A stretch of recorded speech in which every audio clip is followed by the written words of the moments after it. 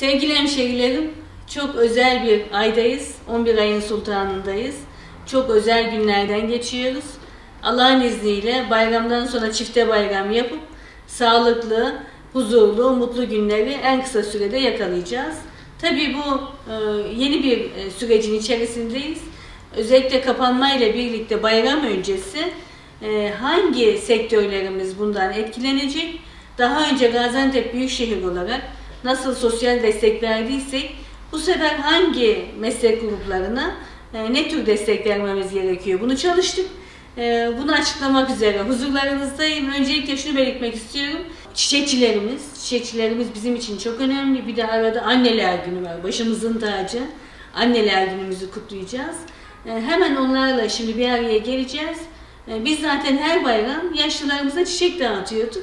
Şimdi çiçekçilerimizin elindeki çiçekleri alacağız ve annelerimize, başımızın tacı, bizi var eden, çok kıymetli olan varlıklara kendi ellerimizle Gaziantep Büyükşehir olarak çiçeklerimizi dağıtacağız. Bunu şimdi hemen oda başkanımızla, sektör temsilcileriyle görüşerek hemen hızlı bir şekilde organize edeceğiz. İkincisi tabii düğün salonlarında çalışanlarımız.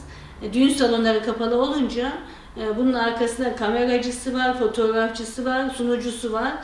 Bunların hepsinin orada çalışan kişilerin bir mağduriyeti var. Hemen onlar üzerinde bir çalışma yapıyoruz. Bayram öncesi seyyar satıcılarımız.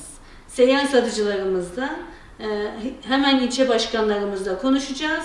Sektör temsilcilerimizle konuşacağız. Onların hem ayni hem nakdi yardıma desteklerimizi vereceğiz. Pazarcılarımız bu süreçte kapalılar.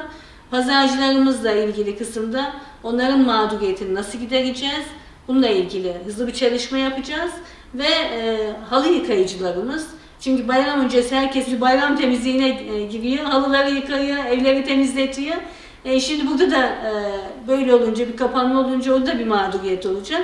Onları da şimdi çalışacağız. Ama benim için çok kıymetli olan, çok özel olan kız kardeşlerim. Kim bunlar? Eve temizliğe giden benim canlarım, kız kardeşlerim. Onlar, evlatlarımız onlara emanet, çocuklarımız onlara emanet. Bu kapanma sürecinde onlar da bize mağduriyetini bildirdiler. Şimdi o grup içinde sosyal destek sistemimizi açıklıyoruz. Hemen hızlı bir şekilde bayram öncesi hem ayni hem nakdi desteklerimizi vereceğiz. Ve inşallah bayramdan sonra çifte bayramı birlikte yapacağız. Şehrimize ve bütün sektöre hayırlı uğurlu olsun diyorum. Hepinizi sevgi ve hürmetle selamlıyorum.